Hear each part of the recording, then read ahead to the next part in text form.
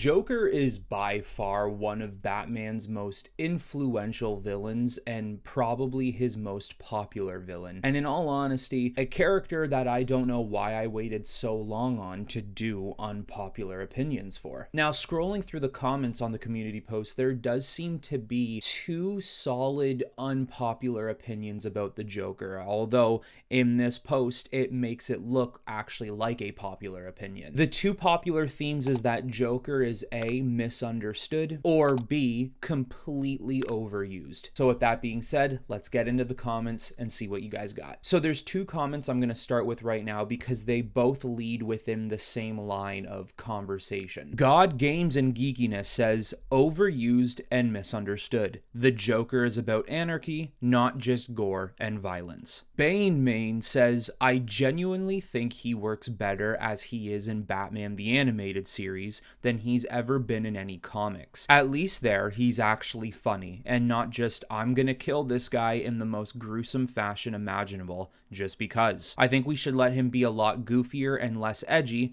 than he's been in recent years. As a person who likes a lot darker stories, or I shouldn't even say dark, just more serious stories that take themselves seriously, you do not need the Joker to be as vile as he has been in recent memory. There are way too many interpretations or versions of this character within the past 5 to 10 years where he has literally just been gruesome to be gruesome with no reason at all. They seem to do very weird things with the Joker now as well, whereas sure, maybe he was gruesome, maybe they made him more vile in recent history, although even still, they made him a mastermind of some sort, which still kept that Joker flavor. But now they just do far out left field things that are just like, why are you doing this? I saw a couple of comic book pages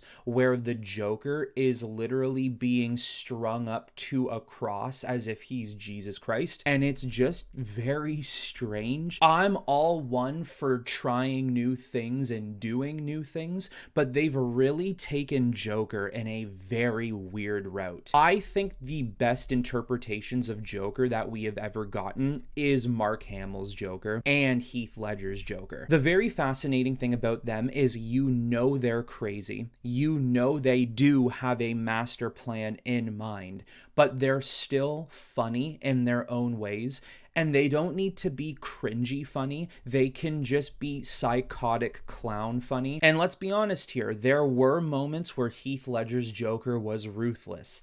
Even Mark Hamill's Joker in certain iterations that he played. But at least when he was, it served a higher purpose within the story and towards Batman. It wasn't just doing it to do it. It feels like today Joker is just doing that type of stuff to just do that type of stuff. It's almost this norm that, oh, Joker is disgusting. Let's always heighten that bar of how disgusting he can get. Another quick example for you. The Joker comic book that was made by Lee Brahamo, and that is a great comic, don't get me wrong. I love it. I even have a black and white statue of that Joker. Such a great story. But there is a particular moment in that comic book where he walks into an elderly couple's household and kills them just to kill them, leaving a gruesome murder scene and laying on that gruesome murder scene drinking beer. That is what the Joker has become all the time now. Jason Joseph says, we should never know the true name of the Joker. I actually wholeheartedly agree with this. Jack White, Jack Napier, doesn't matter to me. The importance of this character is who he is today and how he chooses to handle his relationship with Batman moving forward. It is precisely about the anarchy he distributes to Gotham City and the pain and turmoil he has to put Batman through. I think it's okay to maybe generally have this idea that whoever he was before he became the Joker, maybe he was just some guy really down on his luck. He didn't have much option and he needed money desperately. He gets caught up into this whole Red Hood thing and then pushed into a chemical that And then there you go. That's history. Red Rocco. I think that Mark Hamill does such a good job at voice acting the Joker that I don't really love any other Joker performances. I think Jack Nicholson and Heath Ledger's Jokers are overrated, and I personally don't want to see the Joker anymore in the Reeves-verse. So I will say the one thing in this comment I can't agree with is Heath Ledger's Joker. I think he is by far the best live-action Joker we might ever have. I think what he was capable of capturing in a 2.5-hour movie is so grandiose, legendary, and just culturally impactful. Anyone else who does the Joker is always going to have huge shoes to fill. And literally, because Joker can wear pretty big clown shoes. Now, what I can agree with here, and I know a lot of people usually don't agree with this, but Jack Nicholson's Joker, I'm with you, man. I'm not a big fan of it. The problem with Nicholson is when I look at him, I do not see the Joker, like in the slightest. I also don't hear the Joker either. I think his laugh is okay, but other than that, I don't see the appeal to his iteration. As for the Barry Keoghan version of the Joker in the Reeves universe, I'm willing to give it a shot. Once again, they are almost seemingly making this Joker look sadistic and almost might be sadistic just to be sadistic. Like, I don't really know what their purpose is with that version of the character, but I'm keeping an open mind with it. But you do have a point in a way with Mark Hamill. He just did such a damn good job at voicing this character that it's almost become what I kind of just said with Heath Ledger's Joker. Who can top this? Other people can do good iterations. Other people can be the Joker in great animated projects or video games or shows.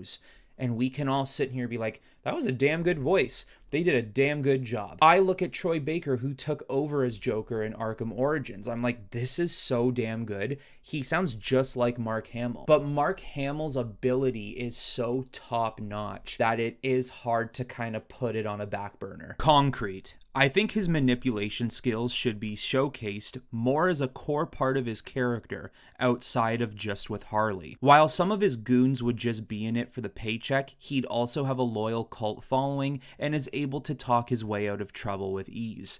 Sort of like how Charles Manson was able to get so many followers and even manipulated people during his incarceration. Joker got a psychiatrist on his side without using fear tactics. I'd like to see him pull people's strings like that on the regular. And I'm sure there are versions of the Joker out there in this near 100-year-old DC history who has pulled stuff like this. I would even say, looking at more so mainstream versions of the character, Heath Ledger's Joker was like that. We just didn't really see too many examples of it. Regardless, you are correct, and I love this. As you said, he didn't use fear to get Harley to join him. He actually used love. And love is an emotion that with the Joker, you really would never think of him having because of how evil he can be. Yet he is so convincing that that is how he got Harley Quinn. It's the same argument with Charles Manson. The guy is a lunatic. The guy is straight up evil. Yet he was so good with his words and he was so passionate in what he believed in. He was capable of having this cult following. And Joker should have that same form of manipulation. Omega. He doesn't need a replacement for Harley Quinn. Punchline was a bad idea from the start. Don't know if that's a hot take or not, but it's my opinion. I agree. I'm not up to date with the current run of the DC continuity. I don't know much about Punchline, but when I see her, I have absolutely no interest in getting to know the character. I miss the days of when Joker and Harley Quinn used to have a relationship. It almost feels as if they've completely forgotten about the roots of those two characters. At the end of the day, there is no Harley Quinn if in the animated series they never made her be the sidekick of the Joker. I wouldn't be surprised if these 4 or 5-year-old kids growing up and in the future become fans of this brand and literally have no idea that the Joker and Harley Quinn were once a thing. They were once together. They just feel so disconnected nowadays. and it's kind of unfortunate. The Silver Princess. He isn't as important of a Batman villain as people think he is. If it's just Batman versus the Joker, it's gonna get boring really fast. Batman's rogue gallery is so huge that you should only be using the Joker a little, and especially not as the main villain for an entire series of comics, shows, movies. It's an evil clown with a bunch of bombs. There's only so much there. Yes, but as we know within comic books, Joker can be a lot more than that. They have upgraded this character beyond limits, where now if he really wanted to, he could mastermind the entire Justice League, and the writers would somehow plot armor him to take them all out. And sometimes I'm okay with stuff like that. It's comic books. I throw reality out of the window. But once you start getting into more live action stuff, yes, that is where things have to drastically change. But you're right, Batman's rogue gallery is filled with so many characters who arguably are more powerful and might even have more things to them that's more destructive than the Joker. Although I think the biggest thing here is that the Joker, to Batman's perspective, is how much fun he has with Batman. This is a relationship he can never truly get rid of because he just has so much fun, and the oppressive nature that naturally goes up against the Joker is Batman. He is that unstoppable force. That quote, the immovable object and the unstoppable force constantly clashing with one another, it creates more chaos and anarchy. Exactly what Joker wants. But from Batman's perspective, and I still see a lot of people getting this wrong, it's not that there's no Batman without Joker and Joker without Batman. They don't share that type of relationship. Batman does not have this twisted love fantasy for the Joker the way Joker has for Batman. What it is for Batman is this really strict kill code for some reason he just can't let go of with the Joker. We see iterations of Batman all the time who does happen to kill somebody, whether it be on purpose or whether it be unintentional or somehow through like a third party type of ricochet. However, with the Joker, I think the character has such a big impact on Batman and what he has done to the character and the people around him that it does become this idea, if I kill the Joker, I go crazy and I start murdering everybody. At the very least, if I happen to kill somebody out in the field, it's not because I'm killing them because I want to. I'm killing him by an accident. It is something I did not foresee.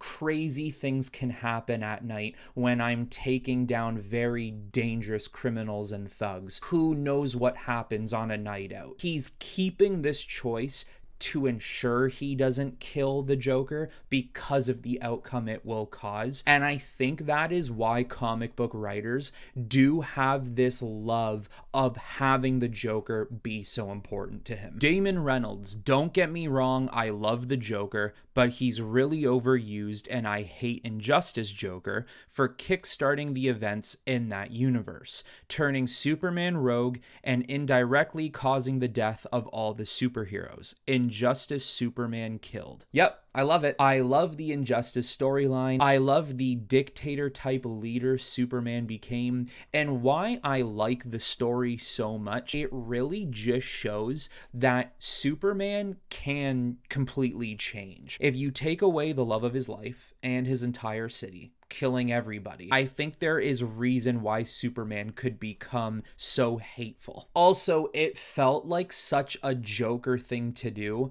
which I'm still surprised Joker has never tried to do something like that to Superman in main continuity. It's kind of genius. Ping. I actually think he was cool in Arkham Knight. It's just that we were all tired of him showing up by that point.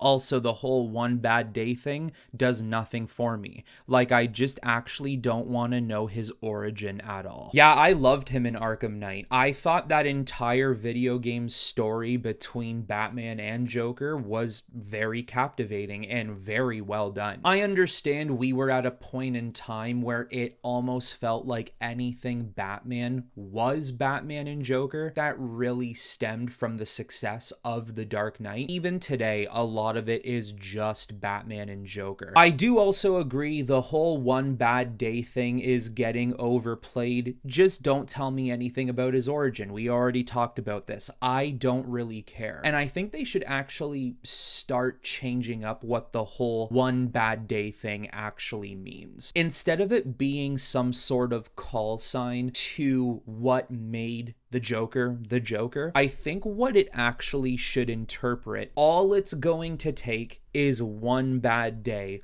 to turn you into me, or to make you break, to make you go against your morals and everything you believe in. I kill Jason Todd. If that's not going to do it, I will harm Barbara Gordon. If that's not going to do it, maybe I'll go try her father, Commissioner Gordon. If not that, I can keep going with your Robins. If that won't work, what's Catwoman up to? Let me go try her. And essentially, Joker is just going down the list of things that could be Batman's one bad day. Now it's time for my unpopular opinion. And I'm not necessarily sure if it's unpopular, but maybe the direction of it is. I do believe that the Joker should one day die. Of course, when characters die, they do always come back to life, or somebody who comes in to take up that character's place. However, the actual Joker, I think, should always meet his end to Batman. I've always viewed The Dark Knight Returns, that form of an ending, to be a canonized ending for Batman vs. Joker. I feel as if Batman is never going to kill anyone in his career, which is highly unlikely to already begin with. The one that he truly chooses to kill is the Joker. After years of letting him get away with murder, thousands of Gotham citizens, allowing him to get away with some of the most abhorrent things to his family, Robins, Batgirls, whoever it may be, Batman does have to finally say some of those murders are at the fault of my own. Maybe if I killed him, and if I did so earlier, there would have been so many more people I could have saved. This idea Batman holds of, I am scared if I kill the Joker because I will become crazy and kill everyone. From the older Batman's perspective, let's say he's in his 50s or 60s, he views that as a naive perspective. And maybe that Batman, who was in his 20s or 30s, did not truly understand the importance of getting rid of someone like the Joker. It's epic. It's sad because of how many people get put in harm's way, and it's justified in my opinion. And really, the Joker's death is justified in day one. But there you go, guys, our unpopular opinions on the character of Joker. If you didn't get to comment on the community post, leave in the comments below some of your unpopular opinions. Also, leave a comment below on some other characters you would like me to do unpopular opinions for. I do have some more characters on the way, but whoever you comment, I will add them to the list. That is all I have for you on this one, everyone. I hope you all enjoyed it, and I will talk to you all very soon.